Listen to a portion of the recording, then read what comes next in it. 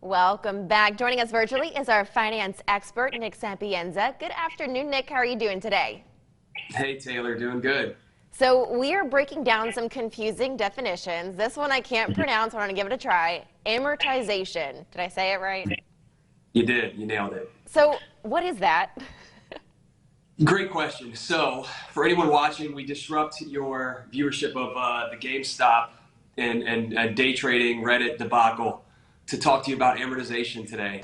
So, I'm sure you're happy to take a break. Amortization is simply a way to pay back a loan. So, it's a schedule of future payments that are broken down by the amount of interest and principal that you will pay when you on that loan. So, whether it be a vehicle, student loans, or a mortgage is the primary case, right? So the bank is going to collect most of their interest first, of course. They're giving you 30 years to pay them back for a house that you bought that may or may not rise in value. They're going to collect up front.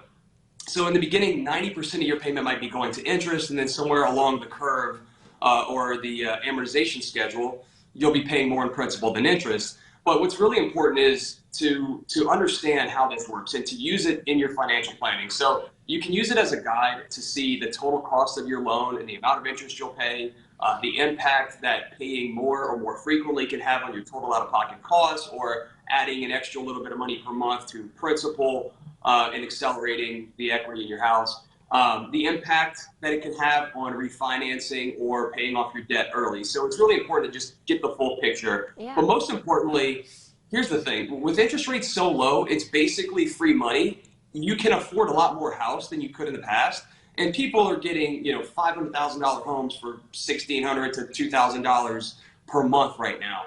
But keep in mind that this is going to be offset by the rise in home prices and the cost of materials. So it's really important, although you can get that lower note, and people most often do that with vehicles, you really need to focus on the total cost to make sure that you're not doing yourself any financial harm, to put it bluntly.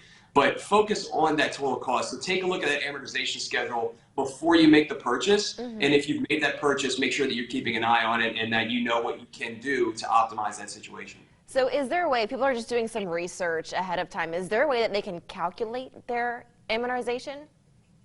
Yeah, so if you don't have that, you should be able to get that from the bank that owns your mortgage. So if it's Wells Fargo, you can go to your website, you get an amortization schedule. If not, I always use things like bankrate.com.